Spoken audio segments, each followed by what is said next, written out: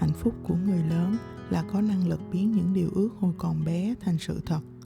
Hồi đó, có lẽ bạn cũng như mình, từng mơ được ngủ trong một chiếc lều nhỏ, cả nhà nằm sát cạnh nhau, mở mắt ra là thấy rừng cây, bầu trời và tai nghe tiếng chim hót, tiếng lá cây xào xạc. Hôm nay, mình mời bạn cùng sau 40 thực hiện một ước mơ từ hồi còn bé xíu là đi cắm trại. Đây cũng là cơ hội để ta bước chậm lại giữa thế gian vội vã. Chiếc lều đầu tiên của tụi mình ra đời trong những ngày mới đặt chân đến Úc. Với mấy tấm ráp trải giường, vài cái mền, chỉ mong đem lại cho bọn trẻ chút niềm vui giữa một nơi hoàn toàn xa lạ. Và thật sự, lũ trẻ đã vô cùng hào hứng và hạnh phúc, dù chỉ là cắm trại ngay trong phòng trọ.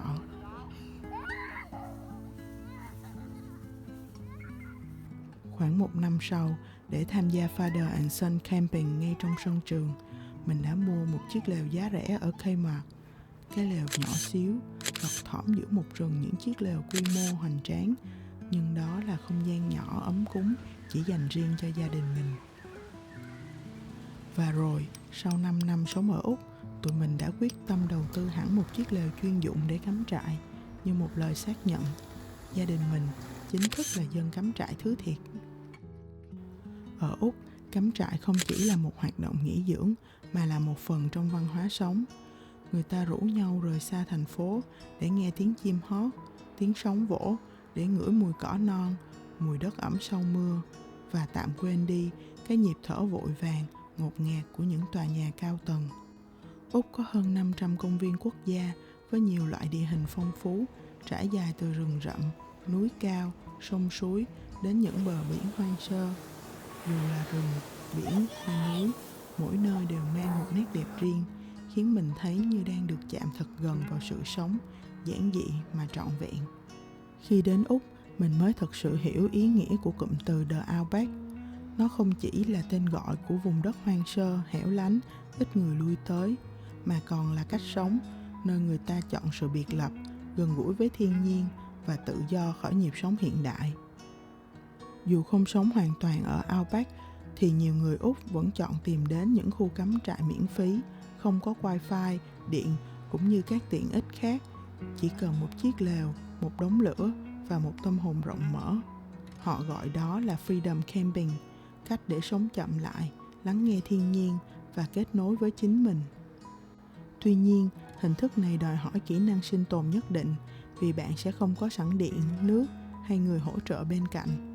Nếu bạn yêu thích sự yên tĩnh của The Outback nhưng còn ngại sống hoàn toàn giữa hoang dã, có một giải pháp khác là thuê các khu no power site không có điện trong các caravan park, nơi vẫn giữ được chất thiên nhiên nhưng an toàn và dễ tiếp cận hơn.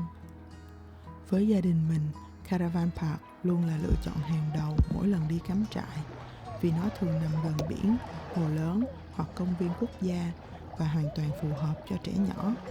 Ở đây có khu vui chơi, hồ bơi, công viên nước và những tiện ích cơ bản như bếp nướng chung, nhà vệ sinh sạch sẽ, có mã khóa riêng để đảm bảo an toàn. Nếu bạn không muốn nửa đêm phải rời lều đi vệ sinh, cũng có thể thuê những khu đất có sẵn nhà vệ sinh riêng. Giá sẽ cao hơn một chút nhưng rất tiện lợi. Và nếu bạn vừa muốn sống giữa thiên nhiên, vừa muốn thoải mái như ở nhà, thì glamping, viết tắt của Glamorous Camping, là một lựa chọn đáng thử. Đây là hình thức cắm trại cao cấp, sang trọng, vừa đầy đủ giường êm, toilet riêng, thậm chí là bồn tắm ngoài trời, nến thơm. Tất nhiên, đi kèm với sự lãng mạn đó là mức giá không hề dễ chịu. Trong mỗi chuyến đi, gia đình mình luôn dành thời gian cho những điều nhỏ bé, những điều tưởng chừng chẳng đáng kể, nhưng lại mang đến niềm vui bất tận, lấp lánh như những tia nắng đầu ngày. Đó là cảm giác tự hào khi là người đầu tiên tìm được con sò huyết ẩn mình dưới lớp cát lạnh. Khoảnh khắc đó rất khó diễn tả thành lời. Lũ trẻ reo lên, ánh mắt bừng sáng. Chỉ một chiến lợi phẩm nhỏ nhoi, nhưng mang lại bao niềm vui và tự hào, như thể chúng vừa tìm được một kho báu dưới lòng đất.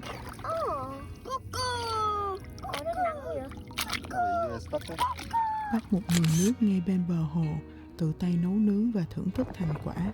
Có lẽ Trong ký ức của tụi nhỏ, những con sò nóng hổi, thơm lừng ấy còn ngon hơn bất cứ món ăn nào ở các nhà hàng sang trọng, bởi vì trong đó không chỉ có vị tươi ngon của hải sản vừa bắt, mà còn đậm đà vị ngọt của niềm vui giản dị và tình thân quây quần. Làm cái gì mà ở biển? Tôi nghĩ là ở biển.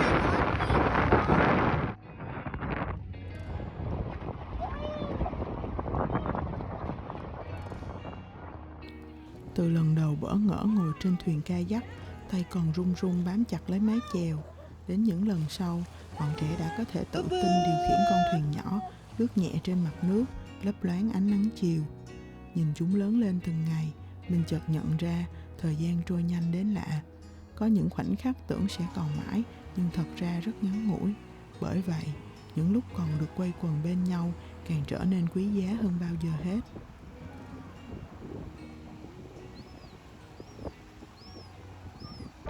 Và cả một thế giới đại dương đầy màu sắc mở ra dưới làn nước trong veo. Những đàn cá nhỏ lấp lánh ánh bạc đang bơi lội như rủ bọn trẻ cùng đuổi bắt. Cứ thế, tụi nhỏ đắm chìm lặn ngập suốt cả ngày mà không biết chán. Mỗi lần ngoi lên mặt nước, chúng lại háo hức kể cho mẹ nghe những điều kỳ diệu mà mình vừa nhìn thấy. Qua lời kể của con, thiên nhiên đơn sơ cũng trở nên bí ẩn và hay ho lạ kỳ.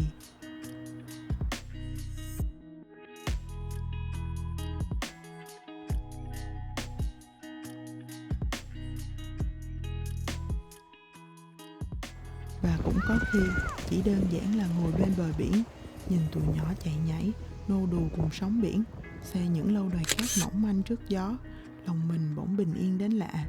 Tất cả những lo toan thường ngày cũng tan biến theo từng cơn sóng vỗ.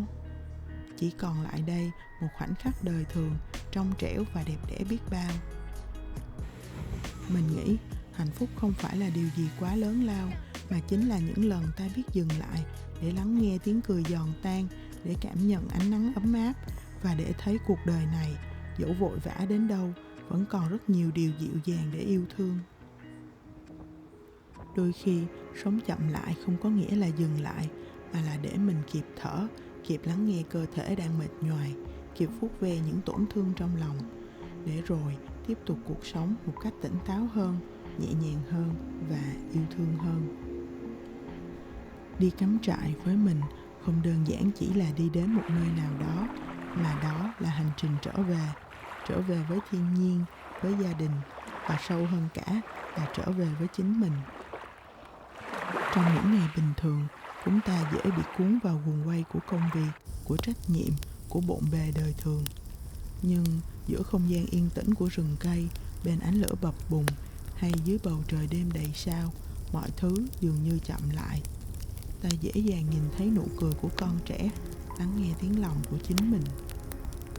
Mình vẫn hay nghĩ, hôm nay có thể chỉ là một chuyến đi, một ngày vui như bao ngày khác, nhưng rồi một ngày nào đó, khi thời gian lặng lẽ trôi xa, những khoảnh khắc giản dị này sẽ trở thành ký ức. Là những mảnh ghép đẹp đẽ, là những câu chuyện được kể đi kể lại trong những lần tụ họp gia đình, là nơi con cái có thể tìm về, nơi người lớn có thể nhớ lại và rồi mỉm cười.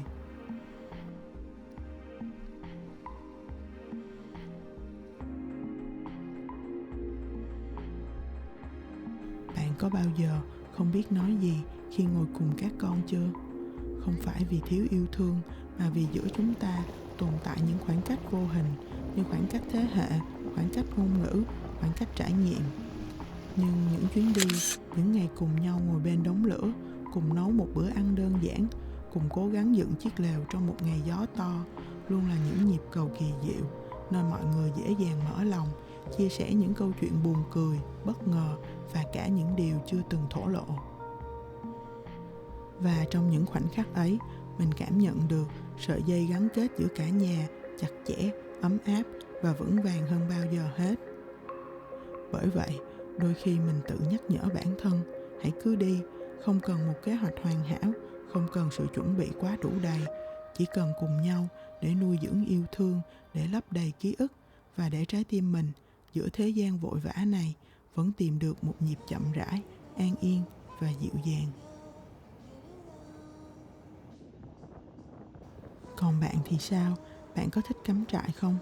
có ký ức nào thật vui, thật đáng nhớ với người thân trong một chuyến đi nào đó. Mình hy vọng sau 40 sẽ là một góc nhỏ để mỗi người chúng ta có thể lặng lại một chút giữa cuộc sống bận rộn và cùng nhau kể về những điều tưởng chừng rất bình thường mà lại vô cùng ý nghĩa. Cảm ơn bạn đã ở lại cùng mình đến cuối video.